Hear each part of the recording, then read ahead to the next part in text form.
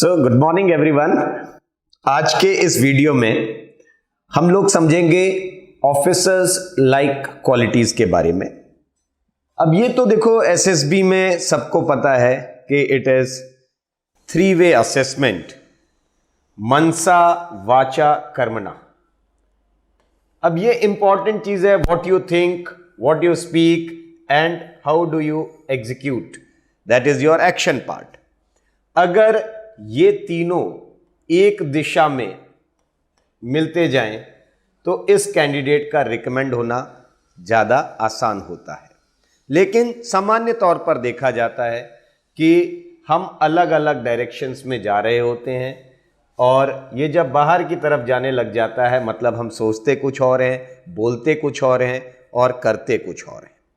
तो इस प्रकार से सिलेक्शन होना बहुत मुश्किल होता है। एक ये कॉम्प्लिकेटेड पर्सनालिटी है जिसको असेस करना आसान नहीं होता है। तो जब आप तीनों चीजों से एक ही दिशा की तरफ चलेंगे, that represent finest of your personality, right. अब हम इसमें ये देखते हैं कि तो देखो हमको सबको पता है कि 15 OLQs होती हैं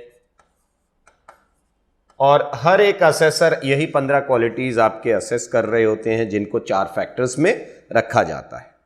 लेकिन आज के वीडियो में हम ये जरूर समझेंगे कि ये जो क्वालिटीज हैं वो आपके कौन सी क्वालिटी कौन से भाग को दर्शाती है, मनसा भाग को दर्शाती है, वाचा भाग को दर्शाती है या कर्मणा भाग को दर्शाती है ना। ये हम जरूर आज के वीडियो में समझेंगे जो कि आपके लिए काफी मददगार होगा आगे अपने ऊपर, अपने व्यक्तित्व के ऊपर अच्छे ढंग से काम करने के लिए। लेकिन वीडियो को शुरू करने से पहले एक और चीज़ आपसे जरूर कहना चाहूँगा कि कर्नल पंकज मल्होत्रा और मैं यानी कि कैप्टन एसके सिंह, हम दोनों लोग किसी भी दूसरे इंस्टीट्यूट के साथ अब काम नहीं करते हैं। तो यदि ये 2 नाम लेकर के किसी इंस्टीट्यूट में आपको मिसगाइड करके एडमिशन ले लिया जाए, क्योंकि ऐसा बहुत सारे बच्चों का फ़ोन आ रहा है, स्पेशली सर्विंग कैंडिडेट्स के साथ ज़्यादा शिकायत थी ये, तो वो लोग एडमिशन ले लेते हैं, बाद में बेचारे परेशान होते हैं। हमारा सुझाव ये है कि आप इस तरीके से मिसगाइड ना हो। We are solely working with Trishul defence academy. चले वीडियो की तरफ चलते हैं। आप तो यहां से हमने देखा कि ये है आपका पहला फैक्टर जिसमें आती हैं 4 क्वालिटीज। फैक्टर 1 है planning and organising ability of an individual. आपके पहले ऊपरी भाग को दर्शाता है, ये शरीर के आपके दिमाग को दर्शाता है ये पार्ट, और इसमें 4 क्वालिटीज रखी गई हैं। सबसे पहली क्वालिटी होती है इफेक्टिव इंटेलिजेंस। ये क्या है? आपका इंटेलेक्चुअल पार्ट है ना। तो ये आपके इंटेलेक्चुअल पार्ट को दिखाती हैं चारों क्वालिटीज। इफेक्टिव इंटेलिजेंस, अब आपको कलर एक जैसा दिख रहा होगा मगर मैंने थोड़ा सा चेंज किया है। इफेक्टिव इंटेलिजेंस गहरे हरे रंग से लिखा गया है, बाकी सब काले रंग से लिखे गए हैं। ये दर्शाता है आपको आपके मनसा और वाचा पार्ट को, और क्योंकि ये दूसरे कलर से लिखा है इसलिए ये समझें कि ये नॉन ट्रेनेबल क्वालिटी होती है। Qualities are categorised into 3 different parts: trainable, less trainable and non trainable qualities. Trainable से मतलब है कि क्या इन्हें समय के साथ, ट्रेनिंग के साथ और बढ़ती उम्र के साथ बदला जा सकता है, इनमें कुछ बदलाव आने की क्षमता होती है या नहीं होती है। तो इफेक्टिव इंटेलिजेंस किसी व्यक्ति की नॉन ट्रेनेबल क्वालिटी होती है और ये मनसा और वाचा भाग को दर्शाती है। रीजनिंग एबिलिटी आपके मनसा और वाचा भाग को दर्शाती है। ऑर्गेनाइजिंग एबिलिटी मनसा और कर्मणा भाग को दर्शाती है। पावर ऑफ एक्सप्रेशन मनसा और वाचा भाग को दर्शाती है। यहां पर प्राइमरी जो फैक्टर 1 है आपका, ये क्या है? आपके ज्यादातर, क्योंकि ये इंटेलेक्चुअल लेवल दिखा रहा है किसी व्यक्ति का, इसलिए इसमें देखो 4 में से 3 क्वालिटीज वो हैं जो मनसा और वाचा, मतलब आपके सोचने और आपके बोलने से समझ में आता है। आपका बोलना, जब हम कहते हैं ना comfortability with language, so comfortability with language का मतलब आपका वाचा पार्ट आ गया।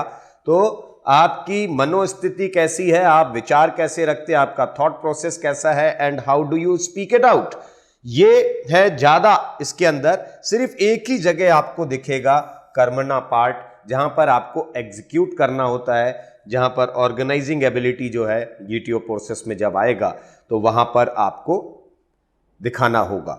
अदरवाइज हर जगह आपका थॉट प्रोसेस ज्यादा मायने रखता है।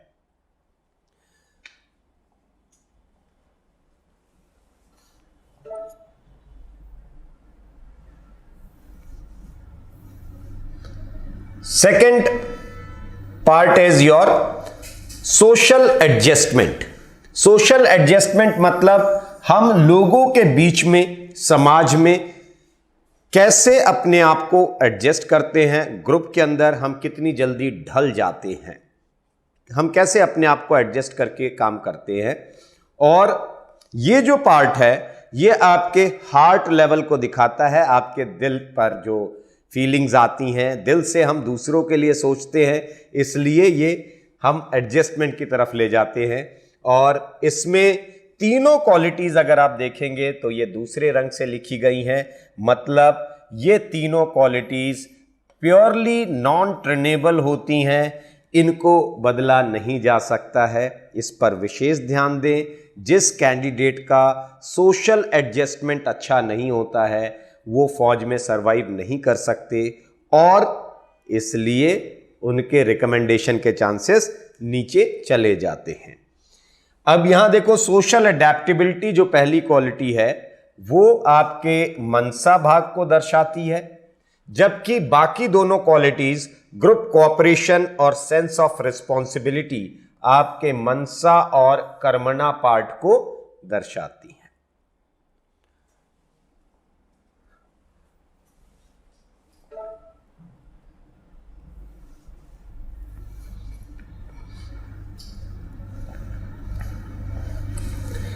तीसरा आ गया social effectiveness. Since you want to become a commissioned officer, तो कमीशन्ड ऑफिसर का मतलब, एक ऑफिसर का मतलब क्या होता है? Leader. To lead from front, आगे आकर के चीजों को एक्सेप्ट करना, चैलेंजेस को एक्सेप्ट करना, अपनी टीम के लिए काम करना, ये लीडर की सबसे पहली पहचान होती है। तो यहां से आपको 5 क्वालिटीज देखने को मिलती हैं। इसमें आप इफेक्टिव कितना हो। बहुत बार ऐसा होता है कि हमारा एडजस्टमेंट बहुत अच्छा होता है, हम एडजस्ट बड़ी जल्दी कर लेते हैं, मगर हम अपना जो प्रभाव है वो ग्रुप में नहीं छोड़ पाते हैं। तो जिनका एडजस्टमेंट बहुत अच्छा होता है उनका कभी कभी इफेक्टिवनेस खराब दिखता है, जो इफेक्टिव होने की कोशिश ज्यादा करते हैं उनका एडजस्टमेंट थोड़ा सा खराब दिखता है। दोनों को बैलेंस करके चलना होता है। और यहां पर देखें तो हमने दूसरे रंग से सिर्फ एक क्वालिटी लिखी है, दैट इज लाइवलीनेस, जिंदा दिल रहना। यह है आपका प्योरली नॉन ट्रेनेबल क्वालिटी, जो कि आपके तीनों भाग मनसा, वाचा और कर्मणा तीनों को रिप्रेजेंट करती हैं।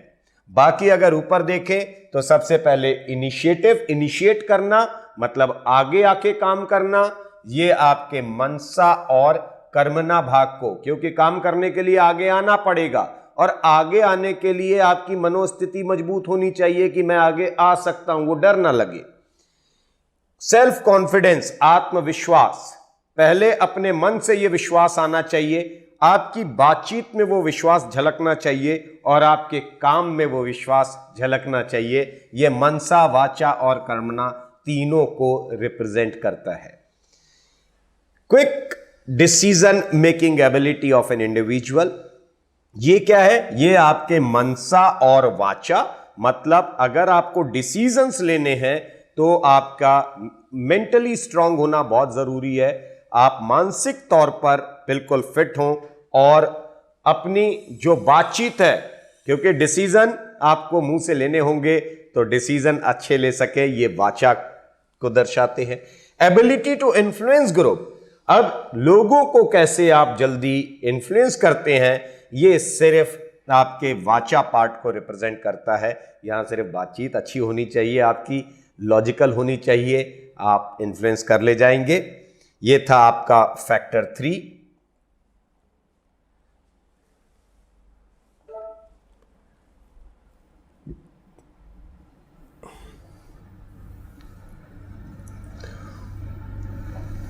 और अब हम आते हैं आपके आखिरी फैक्टर पर, डायनामिज्म। आप डायनामिक कितना है, और यहां पर जो पहली क्वालिटी है डिटर्मिनेशन, दृढ़ निश्चय कर लिया आपने, है ना। तो आप कितना दृढ़ निश्चय रखते हैं अपने जीवन में। एक टारगेट अगर आपने सोचा है, भले ही वो आपका एम्बिशन है, भले ही वो कोई पार्टिसिपेशन है, छोटे से बड़ी चीज जो भी है आपके लाइफ में, जहां पर आपको कुछ अचीव करना है, कुछ पाना है, कुछ पाने की चेष्टा रखते हैं आप, तो उसके लिए डिटर्मिनेशन सबसे ज्यादा जरूरी है। और इसको भी देखो, तीनों चीजें ये जो है रिप्रेजेंट करते हैं, मनसा, वाचा और कर्मणा, तीनों चीजों को ये एक साथ रिप्रेजेंट करते हैं। जबकि आगे जो करेज फैक्टर है, करेज आपके मनसा और कर्मणा, क्योंकि एक मेंटल करेज भी होता है और एक फिजिकल करेज भी होता है। तो आपको फिजिकली करेजियस होने के साथ साथ मेंटली भी करेजियस होना जरूरी है, अपने स्टैंड्स अच्छे से ले पाए।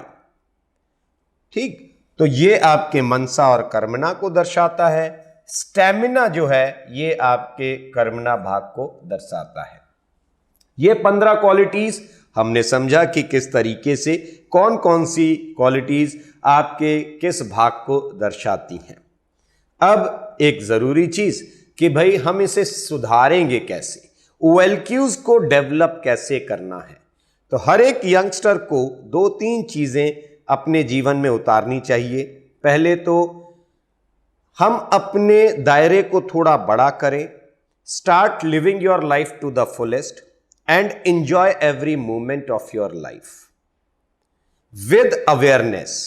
अनअवेयर्ड होकर के एंजॉय ना करें। अगर अनअवेयर्ड होकर के एंजॉय करोगे तो आपको पता ही नहीं चलेगा कि क्या सुधार हो रहा है, क्या बिगड़ रहा है, और पता चला बिगड़ता ज्यादा जाता है, सुधार कम होता है। तो awareness is must, but you must enjoy your life also and live to the fullest. Second thing कि एक यंगस्टर की लाइफ में अच्छी संगत, अच्छा स्वास्थ्य, अच्छे विचार, ये 3 चीजें अगर आपके साथ रहती हैं, संगत अच्छी रखो, स्वास्थ्य अच्छा रखो अपना, जिसमें आप बिल्कुल आइडियल जिंदगी ना जियो कि बिल्कुल आइडल होकर के जिए जा रहे हो। आलस को त्याग दीजिए, बाहर निकलिए, खेलकूद करिए, अपने शरीर को फिट रखिए। जितना आप फिजिकल एक्टिविटीज में इन्वॉल्व रहोगे उतना आपके पास नेगेटिव विचारों के आने के चांसेस कम होते हैं। और यही बहुत बड़ी वजह है कि देखो, स्पोर्ट्समैन जब पार्टिसिपेट करते हैं, कई बार वो मैच हारते हैं, कई बार जीतते हैं। हार का प्रभाव उन पर बहुत ज़्यादा भारी नहीं होता है, वो अगले मैच को फिर दुगनी एनर्जी के साथ खेलने जाते हैं। तो क्या है, जब आप फिजिकल इसमें रहेंगे, इन्वॉल्वमेंट आपका ज़्यादा है, तो वो आपके शरीर के लिए भी बेहतर है और इससे आपकी मानसिक स्थिति भी ठीक रहती है। इसके साथ साथ जो विचार आपके दिमाग में आते हैं, वो विचार और बेहतर होने चाहिए। हर काम में अपने एक्टिव पार्टिसिपेशन को बढ़ाएं। ये ना सोचें कभी कि दूसरा क्या करेगा, दूसरा हमें क्या देगा। पहले ये कोशिश करिए कि मैं क्या कर सकता हूं, मैं क्या पा सकता हूं अपने दम से, अपनी एफर्ट्स के साथ। So try to put your own efforts instead of looking for others to support you. दूसरों का सहयोग तब अच्छा लगता है जब खुद के प्रयास अच्छे हों। अगर हमारा प्रयास अच्छा नहीं है और हम दूसरों की मदद मांगते रह जाएं तो वो अच्छा व्यक्तित्व नहीं होता है। उम्मीद करता हूं आपको ये बात समझ में आई होगी और इन चीज़ों के ऊपर आप अपनी डे टू डे लाइफ में अगर काम करेंगे तो सारी अच्छी क्वालिटीज़ आपको मिलेंगी। इसके अलावा आप अपने व्यक्तित्व में काफ़ी हद तक सुधार देखेंगे। Wish you very good luck, stay fit, stay healthy. जहां बनते हैं देश के गौरव, इंडिया का एकमात्र ऐसा कोचिंग इंस्टीट्यूट जहां कैडेट्स को ट्रेन किया जाता है आने वाले डिफेंस एग्जाम के अनुसार। अगर आपका भी सपना है भारतीय सेना में शामिल होकर देश की सेवा करने का, तो आज ही ज्वाइन करें त्रिशूल डिफेंस एकेडमी।